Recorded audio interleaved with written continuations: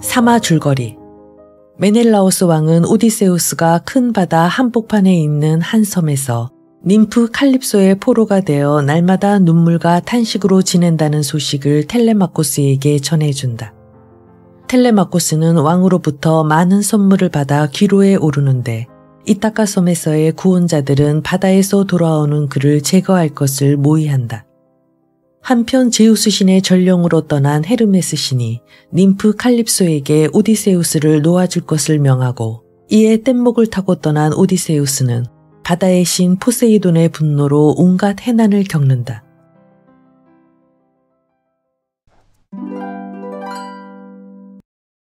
(6) 스케리의 섬의 왕 알키노스와 왕녀 나우시카의 이야기.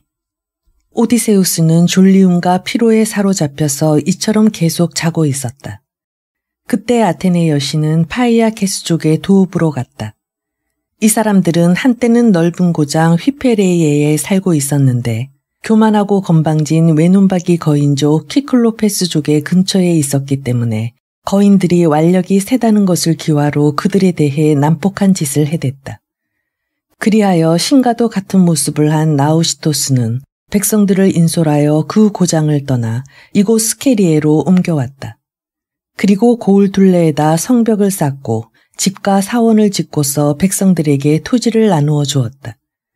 그런데 그 후 나우시토스가 이미 죽음의 숙명을 따라 저 세상으로 떠나갔기 때문에 이 즈음에는 알키노스가 신들로부터 물려받은 뛰어난 지혜로서 왕이 되어 통치하고 있었다. 그래서 이 왕의 궁전을 향해 아테네는 오디세우스를 위해 귀국에 대한 일을 보살펴 주려고 갔던 것이다. 우선 현란하게 장식된 궁전 안으로 갔는데 거기에는 불사의 여신과 같이 키가 크고 아름다운 공주가 누워 있었다. 알키노스 왕의 딸인 나우시카였다. 그 곁에는 여신들이 아름다움을 내려준 2명의 시녀가 있었고 한 사람씩 문의 양쪽에서 대기하고 있었다. 눈부신 그 문은 닫혀 있었다. 그러나 여신은 바람의 숨결처럼 소리 없이 문을 빠져나가 공주의 침상으로 다가가서는 이름 높은 선장 디마스의 딸로 모습을 바꾸고 머리맡에 멈춰서서 공주를 향해 말을 걸었다. 그녀는 공주와 같은 또래로서 무척 가까운 친구 사이였다. 아테네가 그 아가씨로 모습을 바꾸어 말을 걸기를 나우시카님, 어쩌면 어머님은 당신을 이렇게 태평스러운 성질로 낳아놓으셨을까요? 옷들을 손질도 아니하고 내버려 두고 있는데 혼인날은 다가오고 있군요. 그때는 당신께서도 고운 옷을 입고 가셔야 할 것이고 또 함께 따라갈 여자들한테도 옷을 입혀야 하지 않겠습니까? 왜냐하면 좋은 평판이란 이런 일에서부터 세상 사람들에게 퍼지게 마련이니까요. 그래서 아버님이나 어머님이 기뻐하시게 되는 거죠. 그러니 자, 밤이 지나 아침 햇빛이 비쳐들기 시작하거든 이내 빨래를 하러 가세요. 조금이라도 빨리 준비를 마칠 수 있도록 말이에요. 이젠 처녀 시절도 그리 오래 남지는 않았어요. 이미 오래전부터 온 나라 안에 파이아케스족을 통틀어 우수한 젊은이들이 당신을 아내로 맞아들이기를 바라고 있는 거려. 당신 댁의 혈통이 속해 있는 그 나라에서 말입니다. 그러니 자, 내일 아침 일찍부터 고명하신 아버님께 졸라서 당나귀와 수레를 마련하도록 부탁드리십시오. 그 수레에다 뛰며 오시며 빛깔이 좋은 혼이불 등을 실어 나르도록 말입니다. 게다가 그렇게 하면 당신께서도 걸어가시기보다는 훨씬 수월하실 게 아닙니까? 빨래터는 고을에서 떨어진 곳에 있으니까요. 아테네 여신은 이렇게 말하고 그대로 올림푸스 봉우리를 향해 떠나갔다. 그곳에는 신들의 영혼 불변한 옥자가 마련되어 있으며 어떤 바람에도 흔들리는 일이 없고 큰 비도 적시지 못하며 눈 또한 가까이 내리기를 꺼렸다. 언제나 구름 한 점 없이 맑은 하늘이 펼쳐져 있어서 반짝이는 하얀 빛이 넘쳐 있었다. 그런 행복에 넘친 신들이 어느 날이든 변함없이 즐거운 때를 지내는 그곳으로 아테네 여신은 소녀에게 모든 지시를 내린 다음 떠나갔다. 이윽고 훌륭한 대자에 앉은 새벽의 여신이 와서 고운 옷을 입은 나우시카의 눈을 뜨게 했다. 그녀는 조금 전에 꾼 꿈이 이상해서 가슴이 두근거려 양친에게 그런 이야기를 알리려고 궁전 안을 지나 아버님과 어머님이 계신 곳으로 갔다. 어머니는 지금 막 화로 옆에 앉아서 시녀들과 자줏빛으로 물들인 실을 꼬고 있었다. 아버지는 파이아케스 나라 사람들이 왕을 모시는 그 회의에 참석하기 위해 문을 막 나서려는 참이었다. 거기서 공주는 아버지 옆으로 다가가서 말하기를 아버님, 짐수레 한 대를 마련해 주시지 않겠어요? 높다랗고 받기가 좋은 것으로요. 지금 냇가로 고운 옷들을 빨러갈 작정이에요. 모두 더러워진 채 놓아두었기 때문이지요. 그리고 아버님만 하더라도 뛰어난 분들 사이에 계시면서 여러 가지 국사를 계획하시자면 깨끗한 옷을 몸에 걸치시는 게 알맞겠죠. 또 이 궁전 안에는 5명의 사랑스러운 아드님이 계시는데 그중 2분은 결혼을 하셨지만 3분은 아직도 한창 피어나는 젊은 분들이어서 언제나 새로 깨끗하게 빤 옷을 입고 춤추는 곳에 가고 싶어 해요. 그런 여러 가지 것을 보살피는 게 제가 맡은 일이지요. 이렇게 말한 까닭은 화려한 결혼에 대한 말을 아버지한테 말하는 것이 부끄럽고 쑥스러웠기 때문이었다. 그러나 왕은 이미 모든 것을 짐작하고 대답하기를 그러려무나 너를 위해 당나귀 따위는 아끼지도 않거니와 다른 무엇이든지 결코 아까울 것이 없으니 자 어서 떠나거라.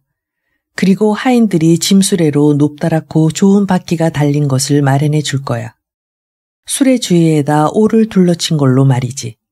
이렇게 말하고 시종들에게 분부를 내리자 그들은 분부대로 문 밖에 바퀴가 튼튼한 수레를 낼 채비를 하고 그곳으로 노새를 끌어내어 멍에에 메어 놓았다. 그러자 하녀는 궁전 안에서 호화찬란한 옷들을 날라다가 깨끗이 손질한 짐수레 위에 올려놓았다. 어머니가 바구니 속에 가지각색의 맛있는 음식과 반찬 따위를 섞어 놓고 포도주를 염소 가죽 주머니에 따라 넣자 공주는 짐수레 위에 올라탔다. 어머니는 목욕 후에 공주가 시녀들과 같이 살갗에 그 기름을 바르도록 황금으로 만든 홀쭉한 병에 담긴 올리브 기름을 건네주었다. 준비가 끝나 공주가 채찍과 가죽고삐를 손에 잡고 노새를 달리게 하자 노새들이 발굽소리를 울리며 부지런히 길을 달려 옷가지와 공주를 실어갔는데 시녀들도 함께 따라갔다. 그리하여 그들은 마침내 강가에 깨끗한 물이 흐르는 곳에 이르렀다.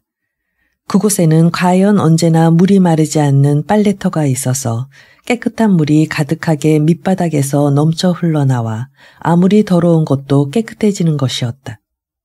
그녀들은 그곳에서 노새를 멍에에서 풀어주어 소용돌이 치는 강 언덕에 꿀처럼 달콤한 들풀을 뜯도록 놓아주고 자기들은 짐수레에서 옷가지를 꺼내서는 검푸른 깊은 물속에 담가 놓았다.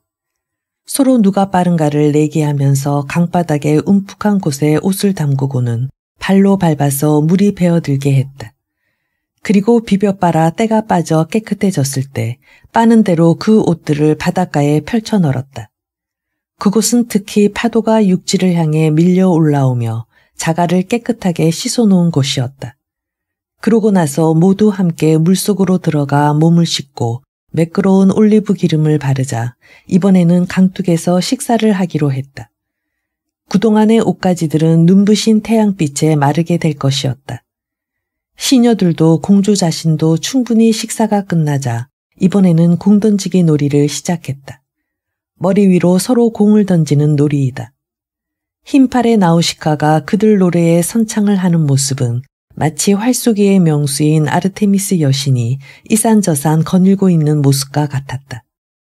아직 남자를 모르는 이 처녀 공주는 시녀들 사이에서도 유난히 두드러져 보였다. 그런데 이윽고 공주가 다시 집으로 가려고 노새들을 수레에 메고 아름다운 옷가지들을 챙긴 다음 이제 곧 떠나려 할 그때 아테네는 재미있는 일을 또다시 생각해냈다. 즉 오디세우스를 깨워서 용모가 아름다운 처녀를 보게 하고 공주에게 그를 파이아케스 사람들의 수도로 안내하게 한다는 속셈이었다. 그래서 공주가 시녀 하나를 향해 공을 던지자 그 시녀한테는 맞지 않고 겨냥을 벗어나 깊게 소용돌이 치는 강물 속으로 떨어지게 하고 말았다. 시녀들은 모두가 함성을 울렸다. 그 소리에 오디세우스는 눈을 뜨고 몸을 일으켜 앉은 채 가슴속으로 이것저것 궁리를 했다. 무슨 일일까? 이번에는 또 어떤 인간들이 사는 고장으로 왔단 말인가? 틀림없이 이곳 사람들도 난폭한 데다 야만적이어서 올바른 것을 분간할 줄 모르는 자들일 거야. 아니면 손님에게 친절하고 신들에 대한 두려운 마음을 가지고 있을까? 소녀 같은 아가씨들 목소리가 근처에서 들려오는데 님프들의 함성 소리가 아닌지. 산과 산의 가파른 봉우리와 강물의 원천인 샘, 목초가 무성한 들에 사는 님프들 말이야. 아니, 어쩌면 서로 말을 나눌 수 있는 인간들이 바로 근처에 와 있는지도 모르겠군. 아무튼 이제 나가서 실제로 알아보기로 할까. 이렇게 중얼거리면서 오디세우스는 나무가 빽빽하게 들어찬 숲속에서 나왔다. 잎사귀가 빈틈없이 붙은 가지를 억센 손으로 꺾어 알몸에 하반신을 덮어 숨기듯이 하면서 나오는 그 모습은 마치 산중에서 자라난 사자가 자기 힘에 자신을 가지고 비가 오건 바람이 불건 상관하지 않고 두 눈을 번쩍번쩍 타오르듯 하면서 암소들과 양떼들에게 혹은 들의 사슴에게 덮쳐드는 것과도 같았다. 배고픈 사자가 가축과 인간들의 튼튼한 집을 마구 습격하는 것과 마찬가지로 오디세우스는 알몸이면서도 아름다운 아가씨들 사이에 끼어들려고 했다. 그러나 바닷물로 몹시 축난 그의 모습은 아가씨들 눈에 어처구니 없이 무서운 것으로 비쳤기 때문에 모두 즐겁하여 바닷가로 달아났다. 그런데 단 한 사람 알키노스의 딸만은 그곳에 멈춰 서 있었다. 왜냐하면 아테네 여신이 그 가슴 속에 대담한 생각을 불어넣고 팔다리에서 두려움을 없애주었기 때문이다. 그래서 꽉 버티면서 그를 향해 우뚝 서 있었는데 그때 오디세우스는 어떻게 할까 망설이고 있었다.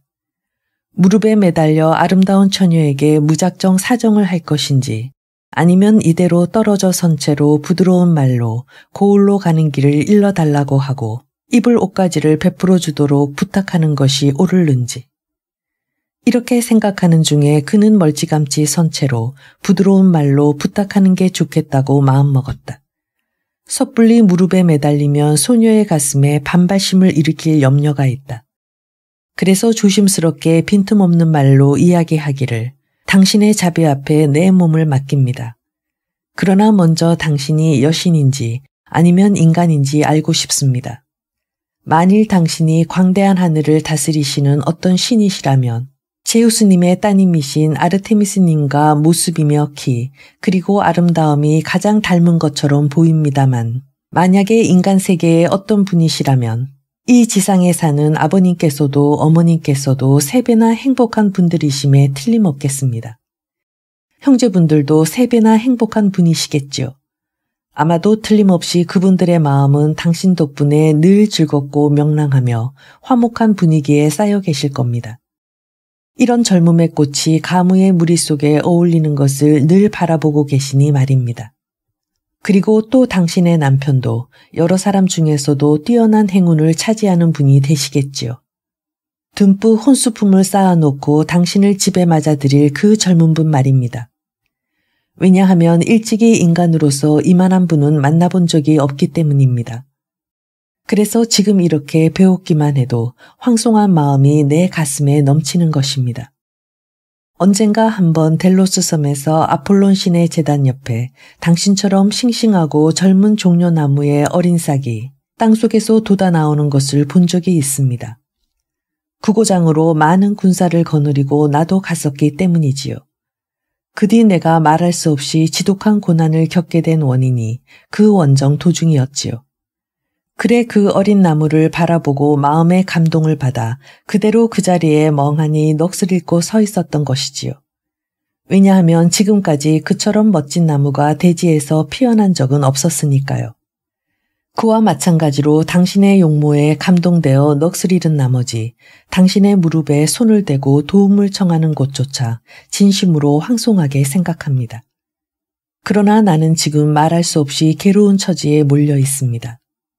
겨우 어제서야 20일 만에 바다를 빠져나온 참이고 그동안 늘 파도와 날쌘 질풍이 오기이의 섬으로부터 줄곧 나를 운반해온 것입니다. 그리고 이제 이곳에다 신께서 나를 내동댕이 치신 형편입니다만 아마 여기서도 무슨 재난을 또다시 내가 겪게 되는 것이겠지요. 왜냐하면 아직 재난이 끝난 것도 아니겠고 그러기 전에 많은 재앙을 신들은 나에게 겪게 하시려는 마음이신 것 같기 때문입니다. 그러니 부디 당신께서는 나에게 동정과 연민을 베풀어 주십시오. 왜냐하면 나는 숱한 재난을 겪은 끝에 처음으로 의지할 수 있는 분인 당신을 이곳으로 찾아온 것이랍니다. 또 나는 이 고장에 사시는 분이라곤 달리 한 사람도 알지 못하기 때문이지요. 그러니 고을로 가는 길을 알려주시고 몸에 걸칠 누더기라도 좀 베풀어 주십시오. 혹시 무슨 옷가지를 싸는 보자기 같은 것이라도 이곳에 오실 때 가지고 오신 것이 없나요? 그리고 당신에게는 마음속에 원하시는 무슨 일이든지 남편이든 저택이든 혹은 마음의 화합이든지를 신들께서 내려주시길 빌겠습니다. 왜냐하면 이보다도 더 훌륭하고 필요한 것은 없을 것이니 말입니다. 남편과 아내가 마음을 화합하여 하나가 되어 가정을 꾸려가는 게 제일이거든요. 그것은 정말 심술궂은 적에게는 몹시 못마땅한 일이겠지만 자기 편에 있어서는 기쁘고 경사스러운 일로서 그것을 가장 잘 아시는 분은 당신들 자신이 아니겠습니까? 그 말에 대해 나우시카가 대답하기를 낯선 분이시지만 당신은 나쁜 분도 바보도 아닌 것 같군요. 그리고 올림포스에 계시는 제우스님께서는 인간들에게 좋은 사람이건 나쁜 사람이건 생각나시는 대로 그나름의 행복이라는 것을 분배해 주시는 것이고 아마 당신에게도 그렇게 내려주셨을 것이니 무엇이든 당신은 꾹 참고 지내지 않으면 안 되시겠지요. 그러나 우리들 나라에 오신 다음에는 입을 것이건 또 다른 무엇이건 부자유하지는 않으실 겁니다. 불행한 분이 우리를 만나서 당연하게 얻으실 수 있는 물건이라면 말이지요. 그리고 고을로 가는 길은 내가 가르쳐 드릴 테고 주민들의 이름도 말씀드리겠습니다. 또 이 나라에 살고 있는 사람들은 파이아케스라는 족속들로 나는 도량이 넓으신 알키노스 왕의 딸입니다. 그분에게 모든 파이아케스 사람들의 권세나 위력이 달려 있습니다. 이렇게 말하고 나서 시녀들에게 분부하기를 거기에 서 있거라 시녀들아. 남자분을 보았다고 해서 도망가려는 것이냐. 설마 이분이 적국의 누구라는 건 아닐 테지. 이 파이아케스 사람들이 사는 고장에 저기를 품고 오는 그런 이는 살아있는 인간 중에는 있지도 않을 터이고 또 앞으로도 나타나지 않을 것이다. 우리는 불사이신 신들과는 아주 친밀한 사이니까. 그리고 또 우리는 인간 세계와는 동떨어진 파도가 일렁이는 대해의 한 끝에서 살고 있으므로 죽어야 할 모든 인간 중에 한 사람으로서 우리와 관계를 가진 자는 달리 아무도 없다. 하지만 여기 계시는 분은 불행한 분으로 유랑을 계속하다가 이 고을에 닿은 분이시다. 그러니 지금은 이분을 돌봐드리지 않으면 안 되는 거야. 왜냐하면 타국에서 건너오신 손님이나 도움을 청하는 사람은 모두가 제우스 신께서 보내신 분들이기 때문이야. 그분들에게 줄 선물로선 변변치는 못하나마 정성어린 것이라야 하겠으니 자 시녀들아 어서 이 손님께 먹을 것 마실 것을 드리도록 해라. 그리고 강물로 목욕을 시켜드리도록 해라. 바람이 없는 곳으로 모시고 가서. 나우시카가 이렇게 말하자 시녀들은 모두 멈춰서더니 서로 격려해가며 공주의 분부대로 바람이 없는 장소에 오디세우스를 데려다 앉혔다. 그리고 그의 옆에 망토며 네이며 입을 것을 갖다 놓고 올리브 기름이 들어있는 항아리를 건네주고는 강물에서 목욕을 하고 오도록 권했다. 바로 그때 오디세우스가 말하기를 시녀들이여 그럼 그동안에 저쪽에 가서 계십시오. 그 사이에 내 손으로 소금기를 어깨에서부터 씻어버리고 올 테니까요. 그리고 몸에 빈틈없이 올리브 기름을 바르겠습니다. 정말이지 벌써 오랫동안 피부에 기름도 바르지 못했답니다. 그러나 나로서는 여러분들 앞에서 목욕하기가 망설여집니다. 왜냐하면 아름다운 아가씨들 앞에서 알몸을 보이는 건 삼가야겠기에 말입니다.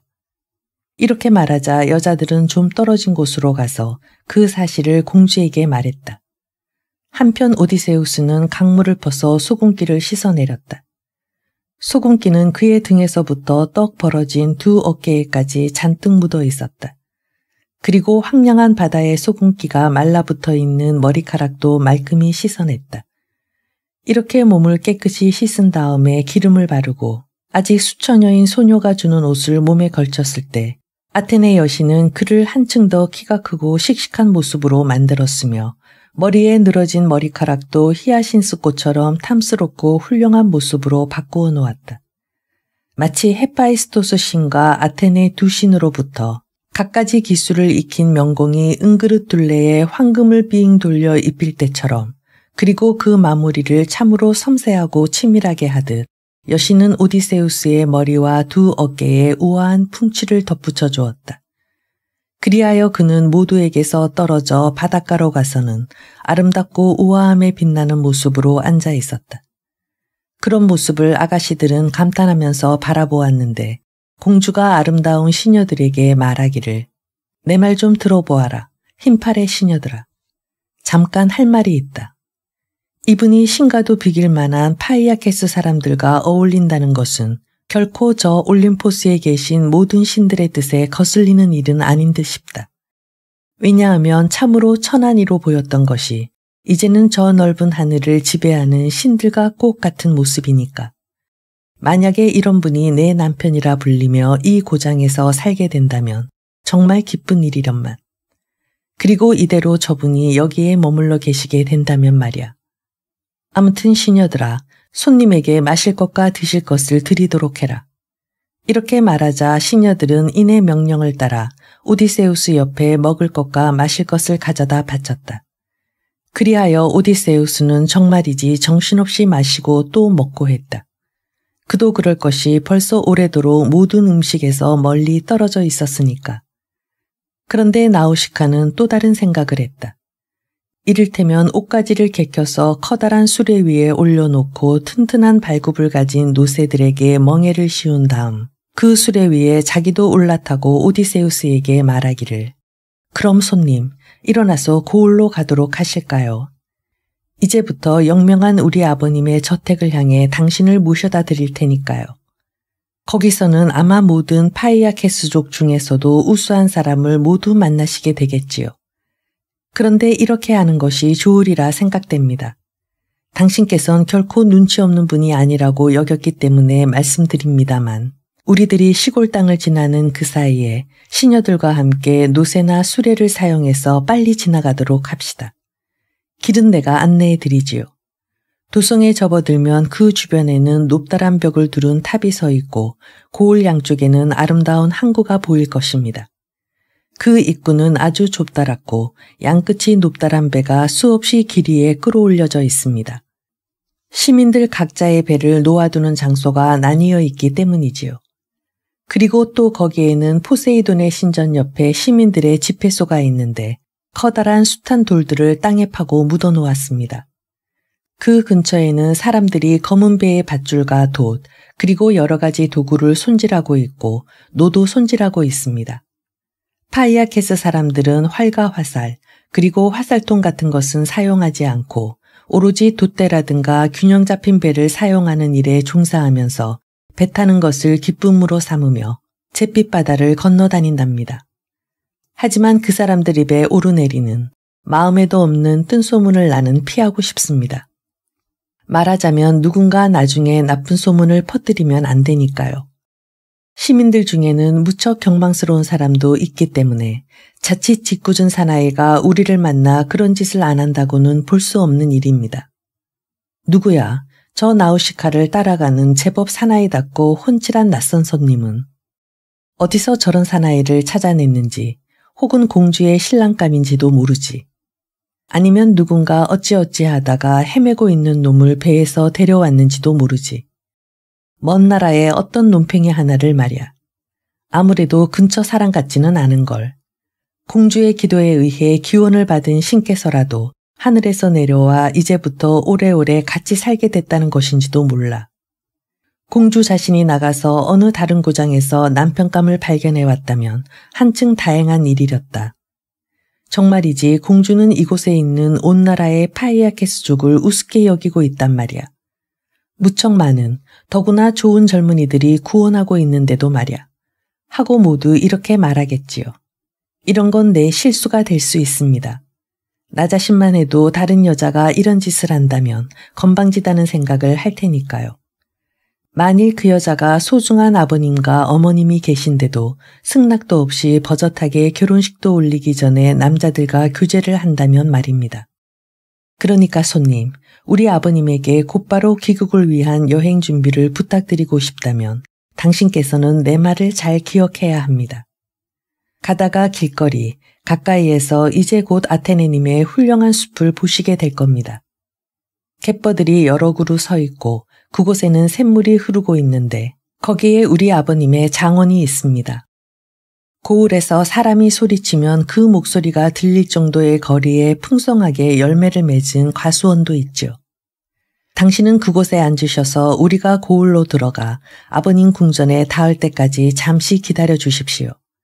그리고 거의 우리가 궁전에 당도했으리라고 짐작될 즈음에 파이아케스 고을로 오셔서 우리 아버님이신 알키노스의 성관이 어디냐고 물으십시오.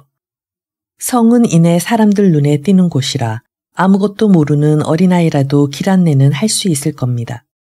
그리하여 당신이 그 건물이나 뜰 안에 들어서시거든 이내 성안을 똑바로 지나서 어머님이 계신 곳으로 들어가시는 겁니다. 어머니는 화로 옆에 불빛이 눈부신 곳에 앉으셔서 큰 기둥에 몸을 기대시고 자줏빛 털실을 꼬고 계실 것인데 그건 눈이 번쩍 뜨이는 훌륭한 물건입니다. 그 뒤에는 시녀들이 앉아 있습니다. 그곳에는 또 우리 아버님을 위한 대자가 어머님의 것과 나란히 놓여 있는데 그 위에 아버님이 앉으셔서 포도주를 드시는 모습은 꼭 불사의 신과 같습니다. 그러나 당신은 그 곁을 지나서 우리 어머님 무릎을 끌어안으십시오. 귀국의 기쁨을 빨리 맞고 싶다면 말이에요. 비록 아주 먼 나라에서 오셨다 하더라도요.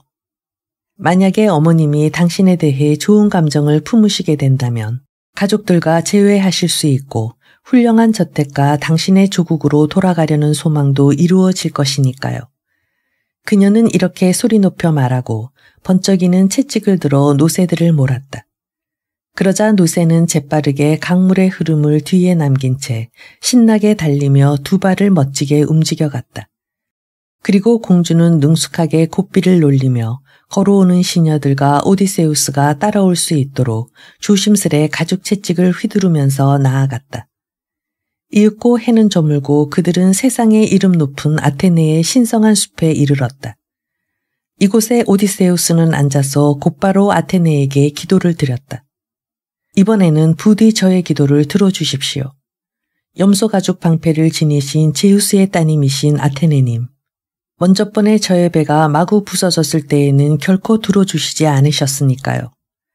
저 이름 높은 대지를 뒤흔드는 지진의 신께서 저의 배를 산산조각 내신 그 일 말입니다. 제발 제가 파이아케스 사람들에게로 가서 친절과 동정을 차지할 수 있도록 도와주십시오. 이렇게 말하며 기도를 드렸다. 그것을 아테네는 들었는데 저 포세이돈 신을 삼가는 마음에서 결코 오디세우스 앞에 모습은 보이지 않았다. 왜냐하면 아버지 신의 형제인 포세이돈에게는 조심하고 있었기 때문이다.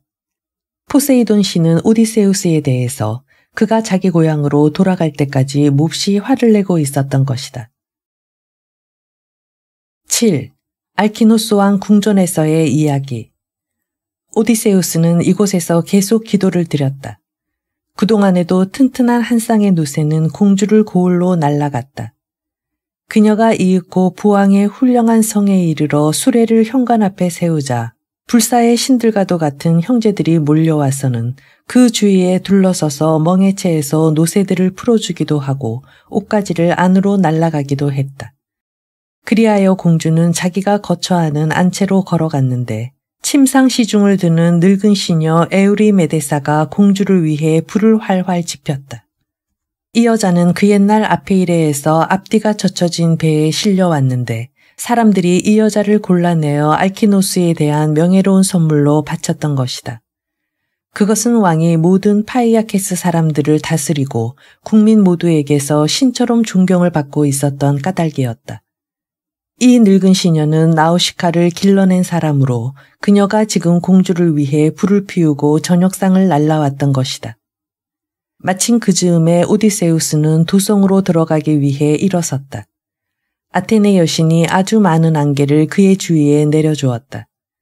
그것은 만약에 의기왕성한 파이아케스족의 누구건 길에서 만나 시비를 걸거나 어디에서 온 누구냐고 물어댄다거나 하는 일이 없도록 오디세우스에게 배려한 때문이었다. 이윽고 아름다운 도성으로 막 들어서려 할 때 빛나는 눈의 여신 아테네가 물병을 손에 든 젊은 처녀의 모습을 하고 그를 향해 걸어왔다. 그리고는 그의 바로 앞에서 멈추어 섰다. 그러자 오디세우스는 말을 건넸다. 아가씨, 잠깐만. 알키노스라는 분의 성으로 가는 길을 안내해 주시지 않으시렵니까? 나는 타국 사람으로서 심한 고생 끝에 이곳에 방금 도착했습니다. 아득히 먼 나라에서 왔기 때문에 이 고을에나 이 나라에 살고 있는 사람 가운데 아는 사람이 없으니 말입니다. 그러자 아테네가 말하기를 그러시다면 타국에서 오신 분이여 제가 당신이 말씀하시는 성을 가르쳐 드리도록 하지요. 그분은 저의 아버님 댁 근처에 사시니까요. 그러니 제발 아무 소리도 마시고 잠자코 계세요. 제가 길 안내를 할 테니까요. 그리고 어떤 사람한테도 눈을 돌리거나 말을 물어서는 안 됩니다. 왜냐하면 이 나라 사람들은 타국 사람은 전혀 용납하지 않기 때문에 타국에서 온 사람이라면 결코 친절하게 대접하는 일이 없으니까요. 다시 말해서 그들은 넓은 바다를 건네주는 잘 달리는 배들만을 의지한답니다. 이 역시 대지를 뒤흔드시는 포세이돈 신의 덕분이라고들 합니다만 정말 이 나라 사람들의 배란 새의 날개처럼 재빠른 것이랍니다. 이렇게 소리 높여 말하고 아테네는 곧바로 앞장서서 안내하였다. 그리하여 오디세우스도 여신의 발자국을 따라 걸음을 서둘렀는데 사람들 틈을 헤치면서 길거리를 걸어가는 그 모습을 파이아케스 사람들은 아무도 보지 못했다. 왜냐하면 그 위엄도 뚜렷한 이 여신이 마음속으로 오디세우스가 잘되기를 염원하면서 무서울 만큼 많은 안개를 내렸기 때문이었다. 오디세우스는 걸어가면서 항구와 날씬한 배, 마을 사람들의 집회소, 긴 성벽 등을 감탄하면서 바라보았다. 그것은 높이 솟아있고 말뚝이 쭉 박혀 있었으며 보기만 해도 놀라울 지경이었다. 마침내 매우 훌륭한 국왕의 성에 이르렀을 때 아테네 여신이 우선 말을 꺼내기를 타국에서 오신 분이여 이 댁이 당신께서 말씀하신 그 성관입니다. 제우스님이 보호하시는 영주님들이 잔치를 벌이고 있는 광경이 보이지요. 그럼 당신은 안으로 들어가 보십시오. 조금도 주저하실 건 없습니다. 기상이 떳떳한 분이시라면 무엇이든 하는 일마다 순조로운 법이니까요. 비록 어느 타국에서 오신 분이라 하더라도요. 그리고 성에서는 맨 먼저 왕비님을 뵙도록 하세요. 아레테라는 이름인데 알키노스 왕을 낳으신 어른들하고는 같은 혈통이시랍니다. 대지를 뒤흔드시는 포세이돈과 용모가 뛰어난 페리보이아님이 낳으신 분이 나우시토스입니다. 페리보이아님은 에우리메돈의 막내딸로서 기간토스의 왕이었는데 이 왕께서는 옛날에 마음이 오만하기 짝이 없던 거인들을 다스리시다가 난폭하고 못된 그들을 멸망시켜버리고 자신도 그만 돌아가셨습니다. 그분의 딸과 포세이돈님이 만나 용모가 준수한 나우시토스를 낳으신 것이지요. 이분이 파이아케스족을 내내 다스리셨습니다. 이분은 레크세노르와 알키노스 두 자녀를 두셨었는데 그 중에 레크세노르가 갓 결혼해 아들도 생기기 전에 은화를 가진 아폴론 신이 활을 쏘아 죽여버리셨습니다. 그래서 레크세노르의 집에는 외동딸 아레테만 남게 되었답니다. 그 공주를 알키노스가 왕비로 삼으신 다음 소중하게 여기셨는데 그것은 이 지상 어느 곳의 어느 여자도 그리고 온 세상의 아내 중에서 지금 집을 지니고 남편을 섬기는 어떤 여자도 이렇게 귀중한 대접은 받지 못할 겁니다. 왕비는 그만큼 당신 자녀들한테서나 알키노스 왕한테서 그리고 고을 사람들한테서 대우를 받았으며 지금도 역시 마찬가지로 거리를 지나실 때면 정말 모두가 신처럼 우러러 인사를 드린답니다. 그럴 만도 한 것이 왕비 자신이 훌륭한 지혜 분별을 빠짐없이 갖추신 데다 남들을 위한 일이라면 여인들뿐 아니라 남자들의 싸움까지도 말려주실 정도니까요. 그러니 만약 왕비님이 당신에 대해서 마음속에 호의를 가지신다면 당신은 고향으로 돌아가 높이 솟은 저택에서 가족들을 만날 것을 기대하실 수도 있겠지요. 아테네 여신은 이렇게 소리 높여 말하고 아름다운 스케리의 섬을 떠나 황량한 바다 위와 마라톤을 지나 통로가 널찍한 아테네의 소울로 가자 에레크테우스의 으리으리한 궁전으로 들어갔다. 한편 오디세우스는 말로만 듣던 알키노스의 궁전을 향해서 갔다. 그런데 청문으로 만든 그 문 앞에 다다르자 놀라서 머뭇거렸다. 왜냐하면 마치 햇빛이나 달빛처럼 번쩍이는 빛이 알키노스의 왕의 궁전 전체에 비춰들고 있었고 벽둘레가 입구의 문에서부터 안채에 이르기까지 온통 청동으로 발라졌으며 그 위쪽은 푸른 에나멜로 장식되어 있었기 때문이었다. 순금의 견문짝이 칸막이로 되어 있었고 은으로 만든 기둥이 청동 문지방 위에 서 있었다. 손잡이는 황금으로 만들어졌고 양쪽에는 각각 금과 은으로 만든 개들이 쭉 대령하고 있었다. 이건 헤파이스토스 신이 묘한 솜씨로 알키노스 왕의 궁전을 지키라고 만든 것으로 언제까지라도 불로 불사인 개들이었다. 그리고 홀 안에는 팔걸이 의자가 사방 벽 쪽으로 입구부터 방에까지 잇따라 놓여졌는데 볼품있게 짜낸 천으로 여자들이 만든 덮개가 덮여 있었다. 이 자리에는 파이아케스의 장로들이 늘 모여 앉아서 술을 마시거나 식사를 하는 풍습이 있었다. 그곳에는 음식들이 언제든 부족함이 없도록 잔뜩 비축되어 있었다. 그리고 훌륭한 제단에는 황금으로 만든 젊은이 상이 두 손에 타오르는 횃불을 받쳐 들고 서서 향연에 모여드는 사람들을 위해 밤의 성 전체를 밝게 비치고 있었다. 성에는 50명의 시녀가 있었는데 그 중에는 황금빛 곡식을 맷돌로 가루를 내거나 배를 짜 실을 뽑는 하녀들도 있었다. 이런 일들을 앉아서 하는 그 모습은 키가 늘 늘씬한 넷버들 잎들이 웅성거리는 것 같았으며 빈틈없이 짜놓은 배폭에서는 윤기 있는 기름방울이 뚝뚝 떨어지고 있었다. 마치 파이아케스 남자들이 타국 사람들보다 바다 위를 빨리 달리는 배를 만드는 일에 능숙한 것처럼 여자들은 배 짜는 재주가 능숙했다. 그건 아테네 여신이 특별히 그들에게 아름다운 손재주와 우수한 지혜를 가르쳐 주었기 때문이다. 앞마당 바깥쪽에는 대문 가까운 곳에 4에이커나 되는 널따란 가수원이 있고 거기에는 배나무와 석류나무 그리고 훌륭한 사과나무와 달콤한 무화과나무, 무성하게 자란 올리브나무 등 갖가지 과일나무가 높이 솟아 우거져 있었다. 그런 나무들의 열매는 결코 썩는 일이 없고 1년 내내 떨어지는 날이 없었다. 그리고 늘 부드러운 갈바람이 불어오므로 여기서 꽃봉오리가 피면 저기서는 열매를 맺고 있었다. 그리하여 배는 배대로, 사과는 사과대로 익어가고 한편에서는 포도송이가 다른 송이 위에, 무화과는 무화과 위에서 끊임없이 익어 나오는 것이었다. 또 그곳에는 수확이 많은 포도밭이 있었는데 한쪽에는 포도송이가 햇볕에 말려지고 있는가 하면 한편에서는 이제 막 거두어들이기에 한창이고 다른 한편에서는 열매를 밟아 즙을 짜내고 있는 참이었다. 또 앞쪽으로는 미처 열매가 연글지도 못한 채 꽃이 남아 있는데 바로 옆에서는 벌써 거무스름하게 익기 시작했다.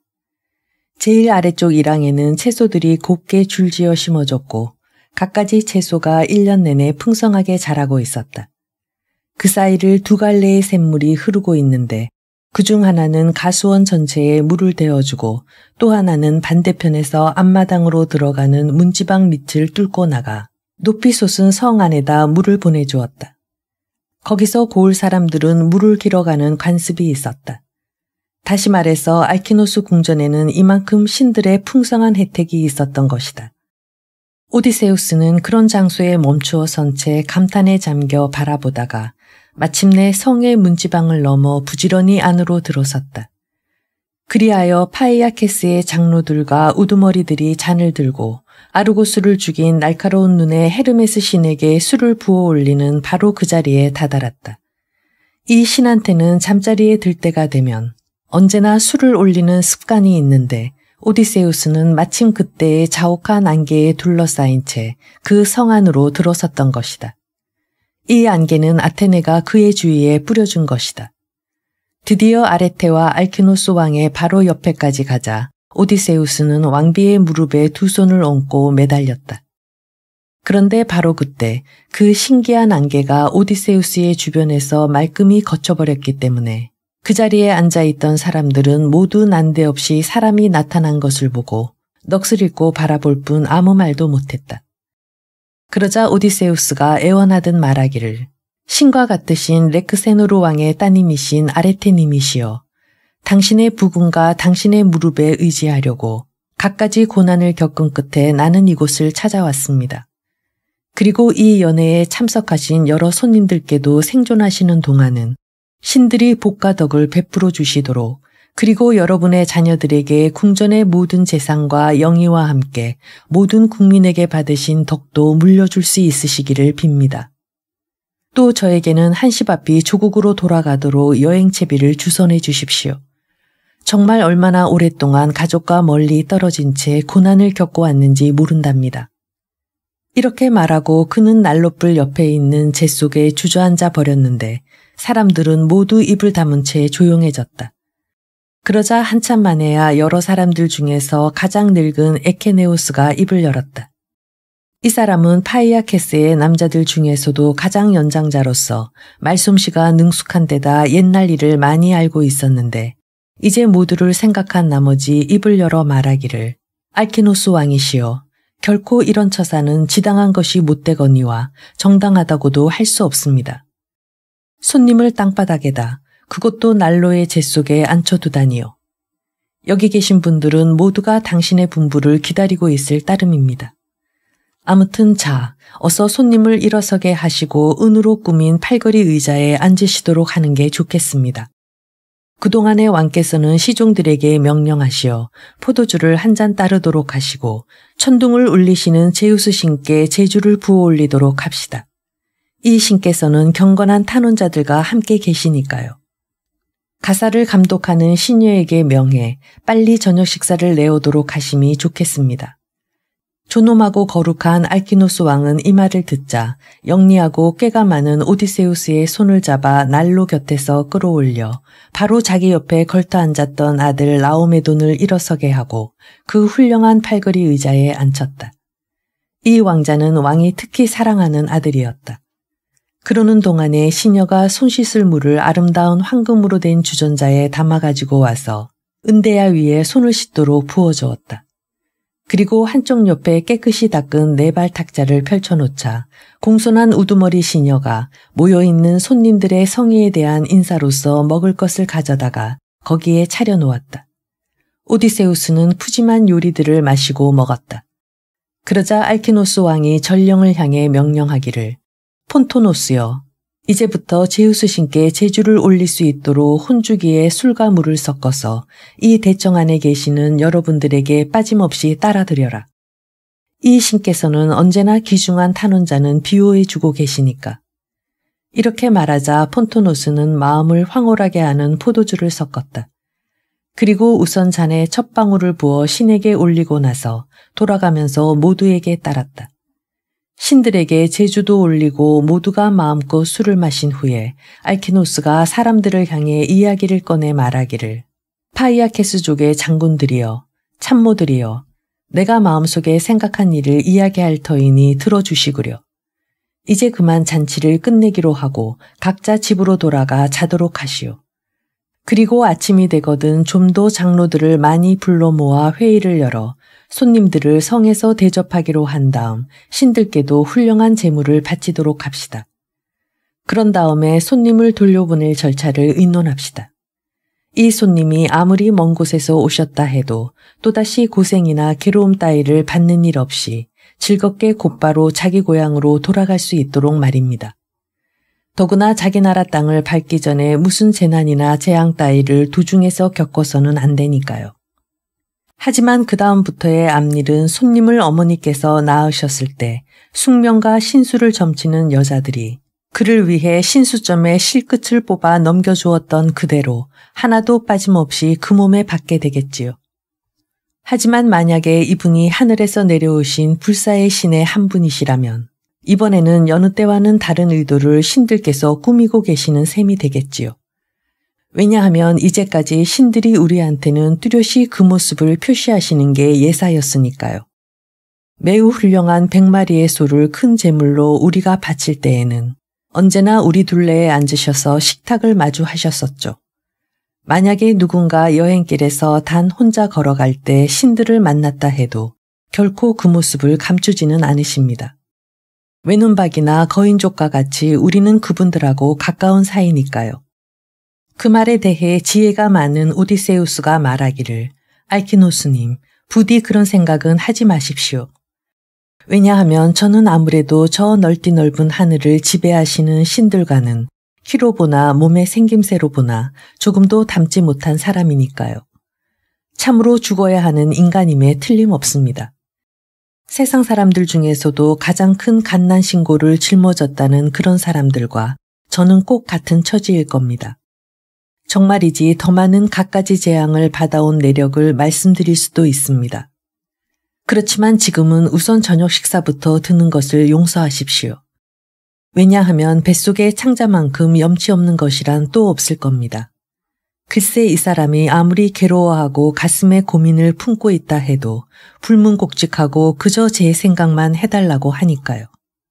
그리고 늘 먹고 마시라고 자꾸만 졸라대면서 여태까지의 모든 고난은 모두 잊어버리고 그저 배만 불리라고 충동질한답니다. 그럼 부디 당신들께선 날이 새 아침이 되면 이 불행한 제가 조국 땅을 밟을 수 있도록 서둘러 채비하게 해주십시오. 설령 이제부터 아무리 많은 고난을 거듭하더라도 고향으로 돌아간다면 그 자리에서 죽는다 해도 한이 없겠습니다.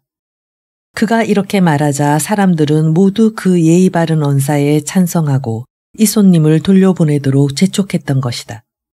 그리하여 신들에 대한 제주의식도 끝나고 마음이 흡족할 만큼 술도 충분히 마신 다음 모두 잠자리에 들기 위해 뿔뿔이 집으로 돌아갔다. 그래서 대청에는 오디세우스가 남고 그 옆에는 아레테와 신과 같은 모습의 알키노스만이 앉아 있었다.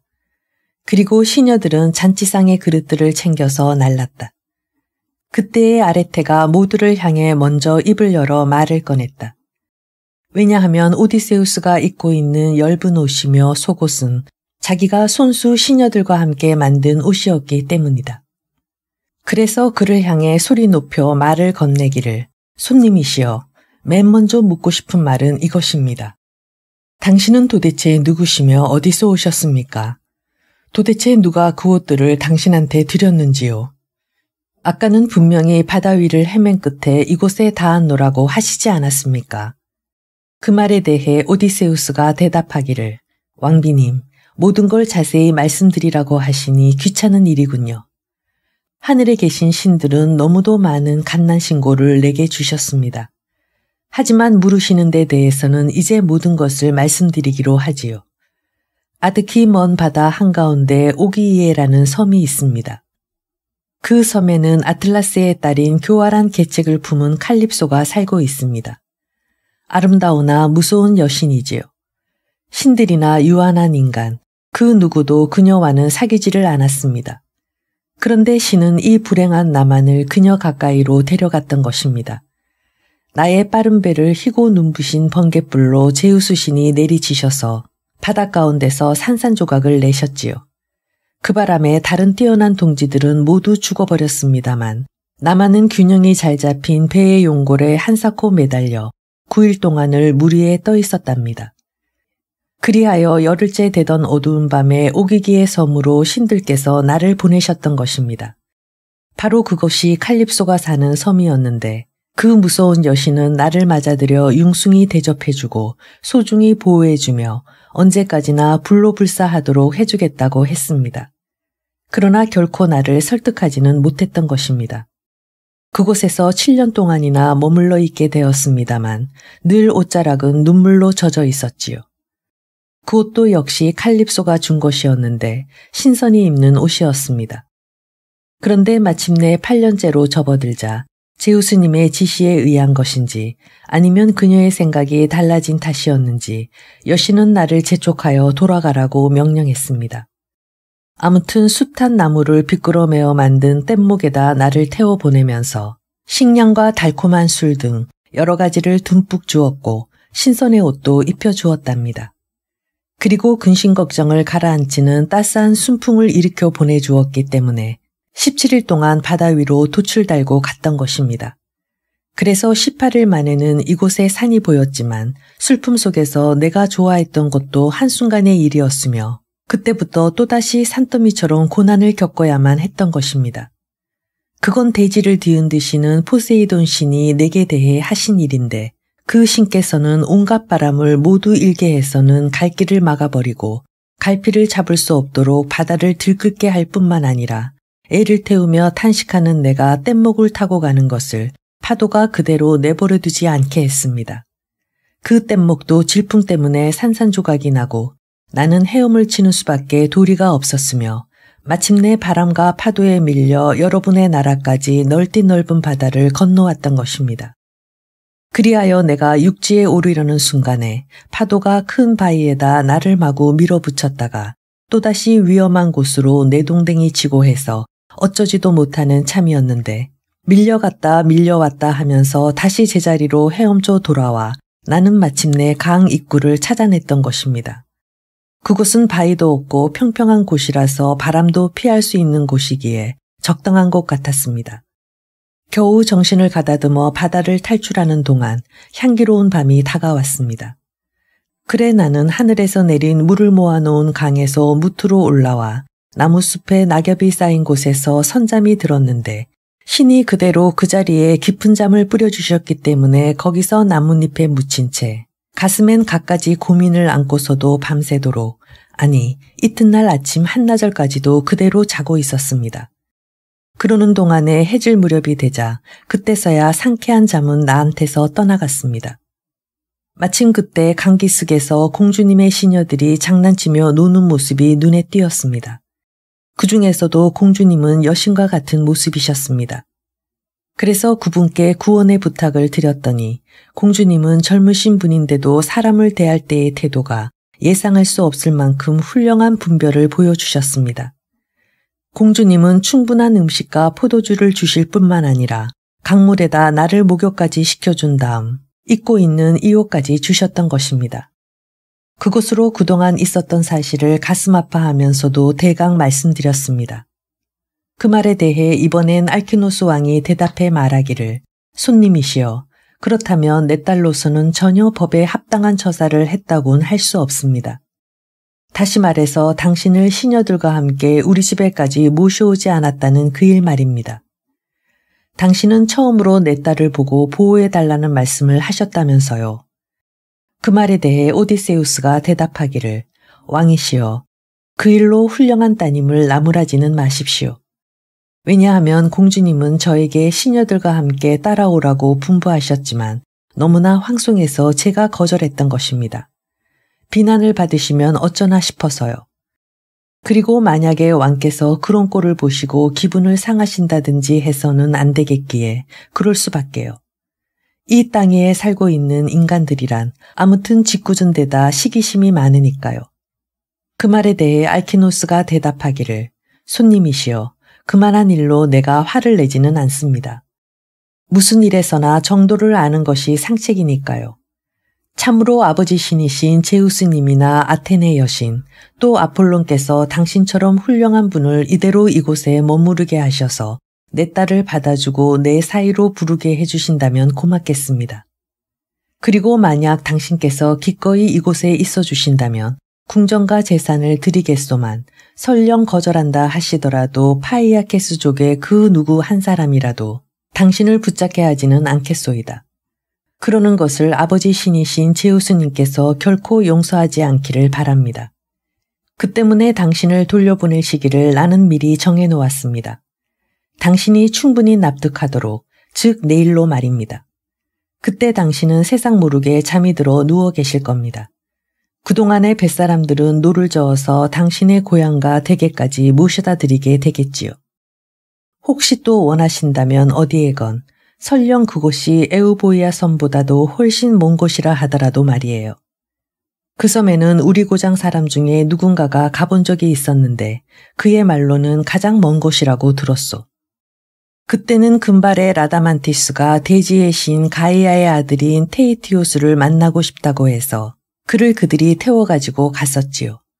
그리고 그들은 다시 돌아왔는데 그러면서도 전혀 필요한 기색도 없이 무사히 목적지에 닿은 다음 그날로 되돌아왔던 것이요. 그러니 당신께서도 충분히 심중에 납득이 되시겠지요. 얼마나 우리 선대와 뱃사공인 젊은이들이 바다를 항해하는 데 뛰어난가를.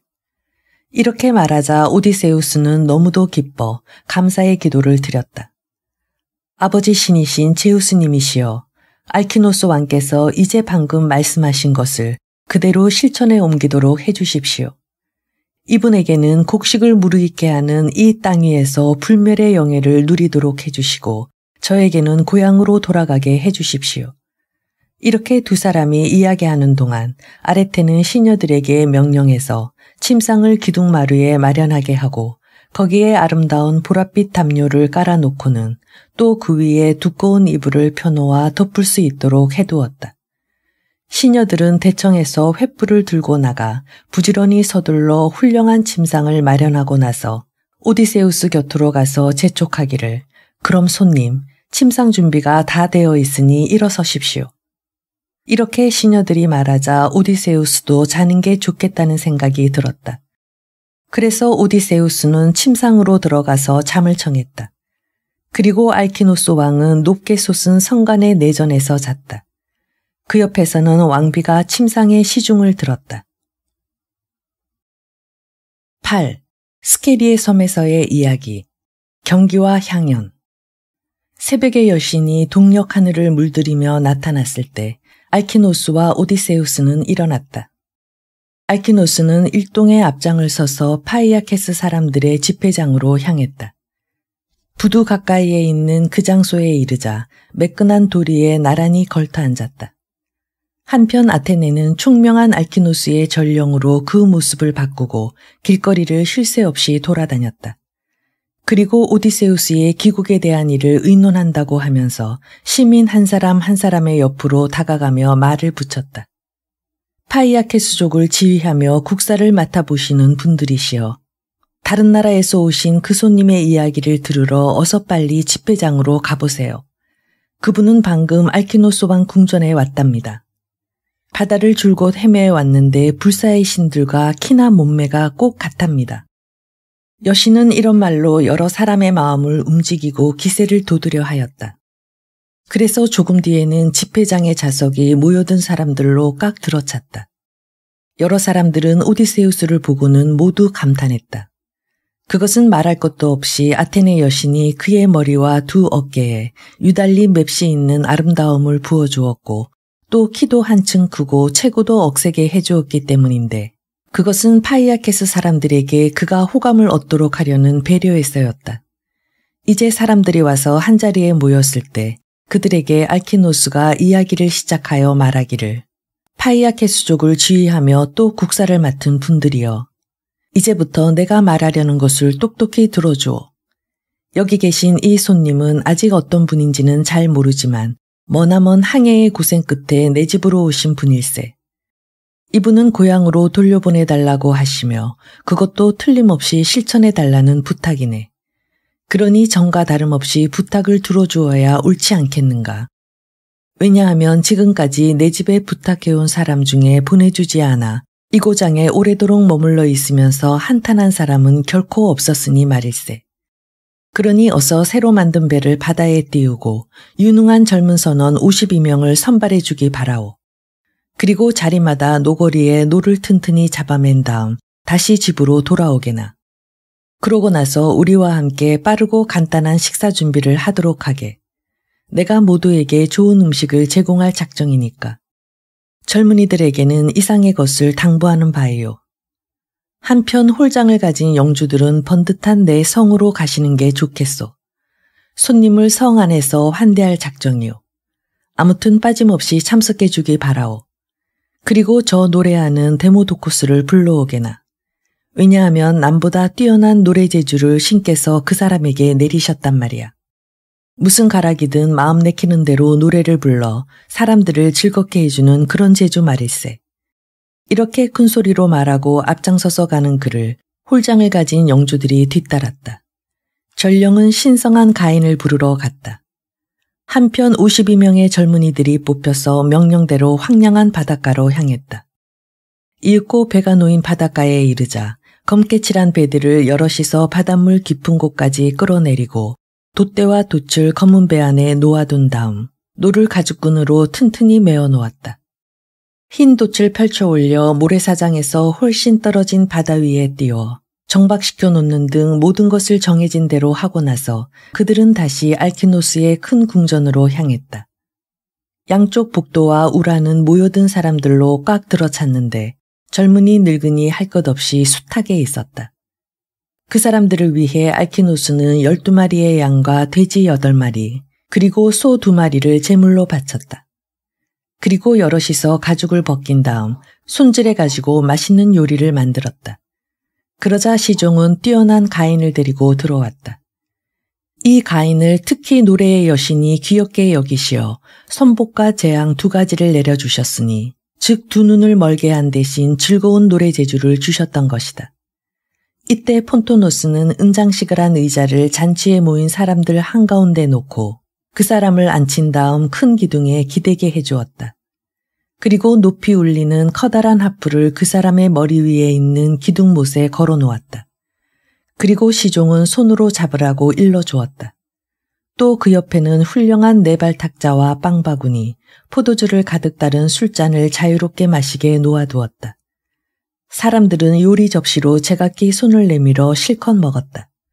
어지간히 마실 것 먹을 것에 실증을 느꼈을 때 노래의 여신은 데모도코스를 시켜 무사들의 명예를 엮은 노래 중 한 구절을 부르게 했는데 그 무렵 이 노래의 평판은 하늘에까지도 떨칠 만큼 유명했다. 즉 오디세우스와 아킬레우스가 말다툼을 벌이는 대목이었다. 언젠가 신들에게 바치는 요란스런 잔치가 있었을 때 이 2 사람은 다투기 시작하여 서로 심한 말을 주고받았는데 병사들의 군주인 아가멤논은 아카이아군의 대장들이 그렇게 심하게 다투고 있는데도 속으로 은근히 좋아했었다. 왜냐하면 아폴론의 신탁이 생각났기 때문이었다. 그가 그 신탁을 물어보러 신성한 델포이에 갔을 때, 즉 돌문지방을 넘어 사당 안으로 들어섰을 때 아버지신 제우스의 계책에 의해 트로이 사람들과 그리스 군들에게 재앙의 발단이 시작되었던 것이다. 그 이야기의 줄거리를 이 가인이 지금 노래 부르는 것이었다. 그러나 오디세우스는 자줏빛 커다란 망토를 억센 2 손으로 잡더니 머리 위로부터 내려쓰고는 우아한 그 얼굴을 가려버렸다. 왜냐하면 눈꼬리에서 눈물이 흐르는 모습을 파이아케스 사람들에게 보이기가 쑥스러웠기 때문이다. 그는 눈물을 닦고는 머리에서 망토를 벗은 다음 2기가 달린 술잔을 들어 신들께 제주를 바치곤 했다. 또다시 가인이 노래를 시작하고 파이아케스의 주요 인물들이 노래 구절이 흥겨워 계속하기를 재촉하면 오디세우스는 다시 머리에서 망토를 내려 얼굴을 감추고는 소리 없이 눈물을 흘렸다. 이때 다른 사람들은 누구도 그가 눈물을 흘린다는 것을 눈치채지 못했지만 알키노스 한 사람만은 그것을 알아차렸다. 바로 그의 옆에서 몹시 한숨 짓는 걸 들었던 것이다. 그래서 그 길로 파이아케스 사람들을 향해 말하기를 똑똑히 듣게나 파이아케스를 지휘하는 사람들과 국사를 맡은 사람들이여 이제 우리는 충분히 음식과 하프를 즐겼다. 이런 음악은 요란한 잔치상에는 을에 따르게 마련이지만 이제 그만 밖으로 나가 갖가지 재미있는 경기를 하는 게 어떻겠나. 손님께서 고향에 가신 다음 가족들에게 우리가 얼마나 곤토와 시름 또는 넓이뛰기 같은 데서 다른 나라 사람들을 능가하는가를 알려주도록 말이야. 이렇게 큰 소리로 말하고 앞장서서 가는 그를 모두 뒤따랐다. 한편 시종은 기둥의 못에 우렁차게 울리는 하프를 걸어놓고 데모도코스의 손을 잡아 밖으로 데리고 나갔다. 그리고 조금 전에 파이아케스의 주요 인물들이 경기 구경을 하려고 나간 바로 그 길을 안내해 갔다. 일동이 집회 장소로 가자 그들을 따라 헤아릴 수 없는 군중이 모여들었다. 그리고 나우알로스의 후손인 인류의 재앙거리 아레스와도 같은 에우리알로스도 일어섰다. 이 사람은 용모나키가 파이아케스족 전체에서 인품이 뛰어난 라오다마스를 제쳐놓고는 따를 사람이 없는 무사였다. 그리고 인품이 뛰어난 알키노스의 세 아들도 일어섰다. 경기는 맨 먼저 달리기부터 시작했다. 사람들은 모두 한 덩어리가 되어 벌판에 뽀얀 먼지를 일으키면서 나는 듯이 달려갔다. 그 중에서도 특히 재빠르게 달리는 사람은 인품이 뛰어난 클리토네우스로 노새들이 하루 종일 밭을 갈고 가는 그만한 거리를 다른 사람보다 앞질러 단숨에 달려가 결승점에 도착했다. 그러나 다른 사람들은 모두 뒤떨어졌다. 그들은 또 힘이 드는 씨름을 해보았는데 이번에는 에우리알로스가 그 중에서 으뜸이었다. 다음에 벌어진 원반 던지기에서는 엘라토레우스가 여럿 중에서 월등하게 뛰어난 재주를 보였고 곤토에서는 알키노스의 씩씩한 아들 라오마다스가 승리를 거두었다. 모두 경기로서 어지간히 마음이 풀렸을 때 사람들을 향해 알키노스의 아들 라오다마스가 제의하기를 그럼 여러분 손님에게 한번 여쭤보는 게 어떻겠소? 어떤 경기를 좋아하시며 또 자신을 갖고 계신가를 말이오. 책으로 봐서는 결코 나약한 것 같지는 않구려. 양쪽 허벅지며 정강이, 상체의 두 팔, 그리고 목덜미도 탄탄하신 데다 팔심도 대단하시겠는걸. 게다가 아직은 젊음도 한창 때를 벗어났다고는 할 수 없고 다만 많은 고난을 겪은 탓으로 좀 수척하셨을 뿐이요. 비록 아무리 튼튼하다 하더라도 대장부를 해치는 건 바다보다 더 심한 것은 없으니 말이요. 그 말에 대해 이번에는 에우리알로스가 대답하여 말하기를 라오다마스여, 자네가 한 말은 과연 시기적절한 말이었네. 자네 자신이 곧 가서 불러내어 자네가 한 말을 들려주고 오게나. 알키노스의 씩씩한 아들 라오다마스는 그 말을 듣자 곧 한가운데로 나가서 오디세우스를 향해 말하기를 손님이시여, 혹시 무슨 자신 있는 재주를 가지셨다면 이 자리로 나오셔서 한번 경기를 해보시지요. 그리고 당신께서 여러 가지 경기를 아신다는 건 참 좋은 일이니까요. 왜냐하면 이 세상에 살아있는 동안은 사나이의 영예로서 자기 팔다리에 의해 이룩한 공명보다 더한 것은 없으니까요. 그러니 어서 한번 해보시지요. 그리고 가슴에 근심 걱정 같은 건 내쫓아 버리십시오. 이제 당신이 바라는 귀국의 길도 그리 먼 것은 아닐 테니까요. 진작부터 배를 내려놓았고 뱃사람들도 모든 준비가 끝났답니다. 그 말에 대해 오디세우스가 대답하여 말하기를 라오다마스여, 어째서 그런 일로 나를 괴롭히십니까? 정말이지 지금 내 마음은 근심에 쌓여 경기에 흥미를 가질 여유가 없습니다. 지금까지 저는 헤아릴 수 없을 만큼의 재난을 만나 갖가지 고생을 했습니다. 그래서 이젠 여러분들이 모여있는 여기서도 오직 귀향만을 애타게 바라며 앉아있는 참입니다. 국왕님과 모든 시민 여러분께 애원하면서 그 말에 대해 이번에는 에우리알로스가 맞대놓고 비난하기를 하지만 손님이여, 당신은 도무지 경기에 자신 없는 것 같군요. 당신은 노거리가 많이 달린 배를 타고 가끔 왕래하는 뱃사람들의 우두머리 같은 장사치들, 배에 실은 짐을 늘 염려하며 돌아갈 때에 짐과 돈벌이를 실컷 할 생각만 가진 사람같이 보입니다. 아무래도 경기를 할 분 같지는 않군요. 그 말에 치켜뜬 눈으로 슬그머니 노려보면서 오디세우스가 말하기를 젊은 분이여, 방금 하신 그 말씀은 잘못 보신 말씀입니다. 난폭한 인간들의 말투 같군요. 이래서 신들께서는 용모나 분별이나 말솜씨 같은 좋은 것을 모든 사람들에게 똑같이 주시지는 않는가 봅니다. 말하자면 어떤 사람은 보기에는 그다지 훌륭하다고는 할 수 없지만 신들께서는 그의 변소를 훌륭하게 꾸며줌으로써 사람들은 그를 흐뭇하게 바라봅니다. 그래서 그는 말솜씨 많은 매력 있는 조심성을 가지고 당당히 나가 모임에 있어서는 광채를 띠게 되고 거리를 지나가노라면 신처럼 존경받게 되는 것이지요. 또 어떤 자는 용모는 훌륭하고 불사인 신과도 다름없어 보이지만 그 말하는 품에는 전혀 아름다운 풍치라고는 없어요. 바로 당신의 용모가 남보다 훌륭한 것이 그 이상으로는 신께서도 도저히 만들 수 없을 정도지만 분별이라는 점에서는 부족함이 있는 것과 똑같은 것입니다.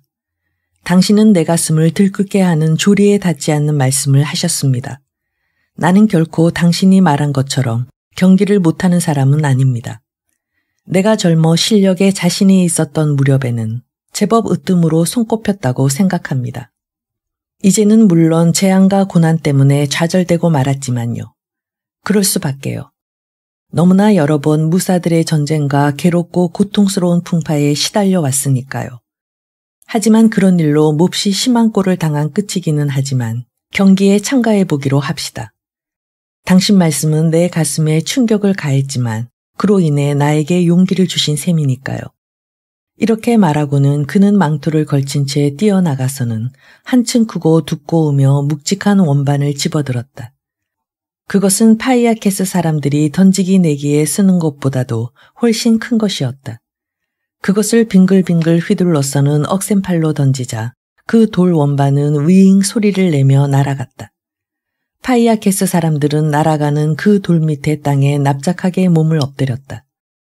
원반은 팔에서 굉장한 속도로 달려나가 이제까지 던진 사람 전체의 표지를 넘어섰다.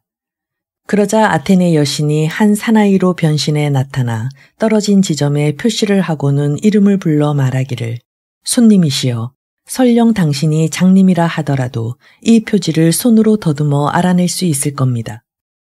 이건 결코 다른 많은 표지와 섞여 있지 않고 훨씬 앞에 나와 있으니까요. 그리고 이 팔심겨루기에서는 안심해도 좋아요. 파이아케스족의 그 누구도 이 지점까지는 던지지 못했으며 또 더 멀리 던질 사람도 없을 겁니다. 이런 말을 듣자 오디세우스는 기쁨을 느꼈으며 한편 자기에게 호의를 가진 동지를 이 경기장에서 발견한 것을 기쁘게 생각했다. 그래서 한층 마음이 가벼워져 파이아케스 사람들 사이에서 말하기를 이제 그럼 저 원반만큼 던져보시지요. 젊은 분들이여. 곧이어 저만한 것이든지 아니면 좀 더 큰 것을 던져볼 작정이니까요. 자진해서 해볼 생각이 있는 젊은이는 어서 이 자리에 나와 겨뤄보십시오. 내 보아통을 그만큼 도두어 놓은 바에는 곤투든 씨름이든 아니면 달리기든 나를 상대해 주세요.